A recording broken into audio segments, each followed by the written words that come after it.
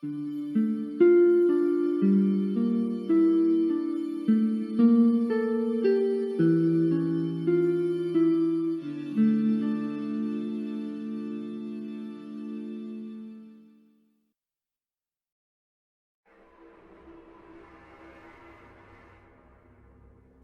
Börjesson was an athletic, talented Swedish woman living in Scotland in late 2005. She spoke 5 different languages, played in a band, was passionate about rugby and loved Scotland. A love her family would insist she still had when her body was discovered on a beach one early December morning by a man walking his dog. At that point, she had only been in the country again for a few months, and she was trying to find a job that would allow her to stay permanently, but she still had a very active social life. She was a regular at her local rugby club. She was also physically active, taking long hikes to see historical sites and local scenery, and working out by swimming at the local swimming hall. And she had just made a phone call to her best friend the night before she was found to talk about how much she was looking forward to a party she would be going to that evening. So why did police immediately rule her death a suicide? When they arrived on the scene that morning in December 2005, the police did not call for a forensic team. No post-mortem was conducted, and the police paid no attention to her missing belongings, and yet they were confident that Annie had taken her own life. Their confidence would only become more confusing when Annie's family began investigating on their own, and they dug up some pretty troubling clues. Annie complained about a man she had met only a few times in total, but she'd met him in that week leading up to her death. This man was Martin Leslie, a rugby player from New Zealand, and she met him whilst at her local rugby club. Annie would tell friends and family that she did not like him, that he was pushy, and kept trying to get her to drink, and that in her mind he was nothing but a sexual predator, and she had made the decision that she was going to try and avoid him. We don't know how well that worked out for her, though.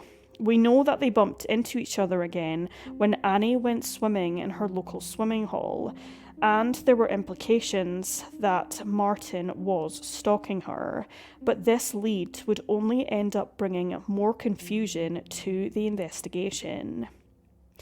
A few days after Annie's body was found, it was discovered that the real Martin Leslie had not even been in Scotland during the dates that Annie said that she'd met him, but family and friends were convinced that Annie had said she did.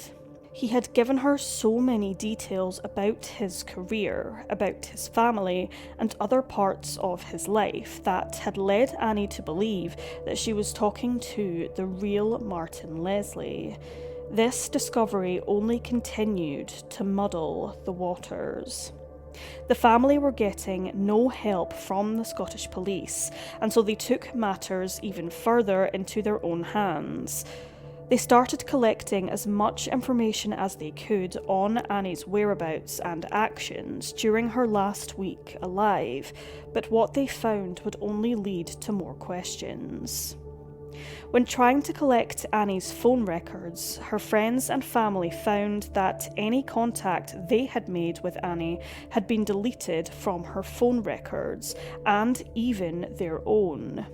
This made no sense. Both her friends and family knew that they had made phone calls back and forth to each other during that time, but now the records showed nothing. In fact, the Scottish police would insist that Annie had not made or received any phone calls during the final 3 days she was alive.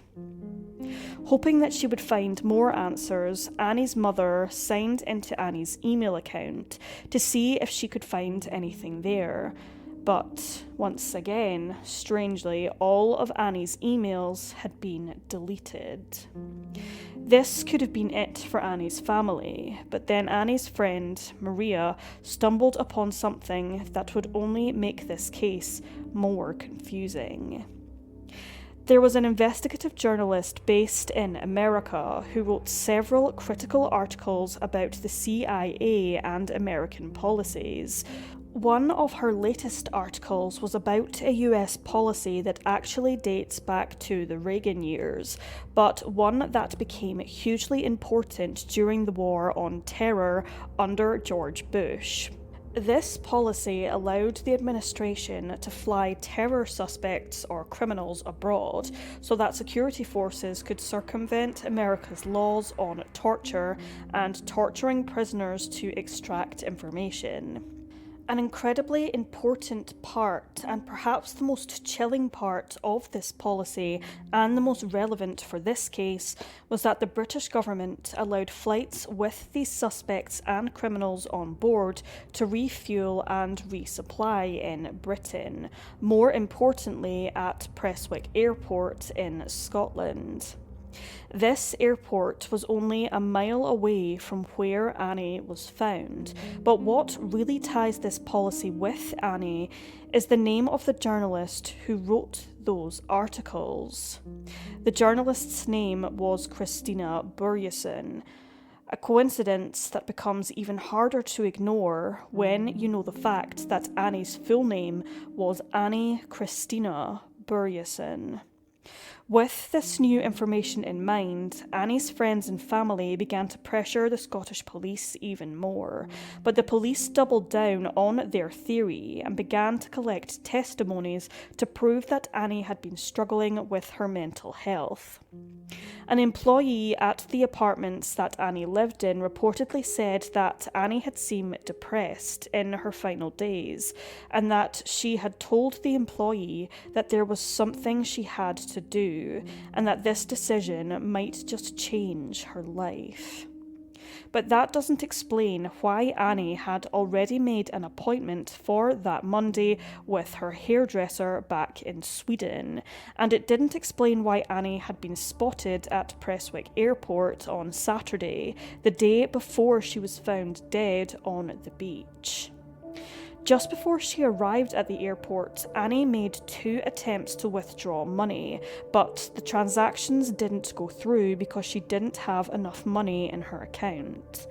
Investigators would speculate that she was trying to withdraw money so that she could buy her ticket back to Sweden, a speculation that would be supported by the fact that she had 2 books in her luggage that she needed to return to a library back in Sweden. But after making these 2 failed attempts to withdraw money, Annie would still go to the airport. She stayed there for less than 5 minutes before she was spotted by CCTV cameras leaving the airport through the short stay car park, which didn't make much sense as she had arrived there with public transportation and she was heading back on foot. In the footage, Annie looks angry or maybe a little frustrated, perhaps because she hadn't been able to withdraw money and go home, perhaps because she had been looking to chase up a lead and her plans had fallen through.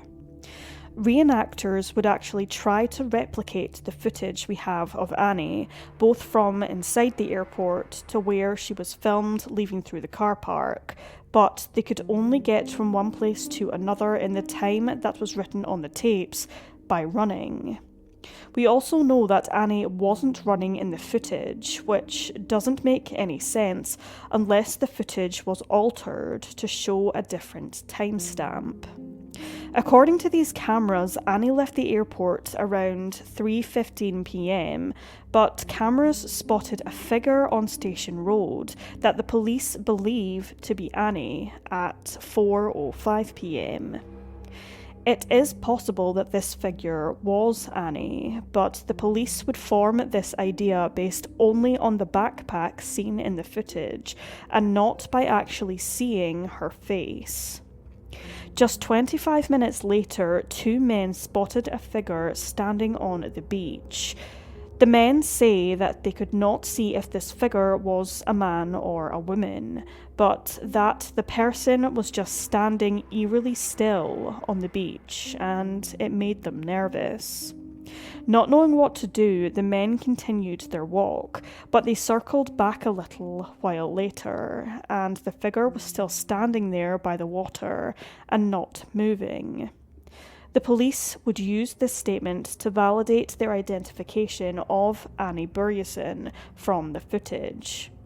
It was the same beach that Annie was found on the next day, and they said that her behaviour would be consistent with someone contemplating taking their own life. But in order to firmly believe that this figure, both in the footage and the one spotted on the beach, were in fact Annie, both we and the police would have to ignore a second report that said that Annie was seen talking to two men that day between 4:30 and 5 p.m. Other witnesses would say that they definitely saw her, that there was no way she would have been able to be both on the beach and talking to these men, but the police went with their version of her being on the beach that afternoon. When she was found the next day, her folder that she kept her money, all of her contact information, and her notes in was not found with her.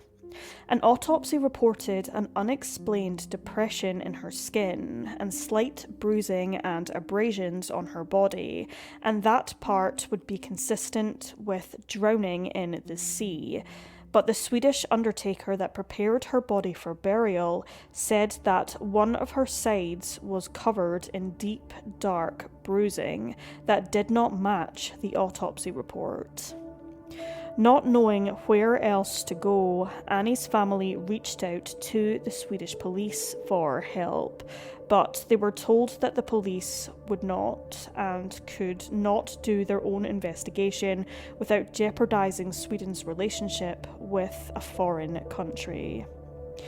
So Annie's family and friends are still left without answers. They're still campaigning for justice for Annie, but whether they'll ever find out what really happened to her remains a mystery. A plaque was later erected on the beach that Annie was found, and it reads, Annie Börjesson, born February 7th, 1975, found dead December 4th, 2005. Her loved ones never found out how or why. A blot on Scotland's reputation for fairness.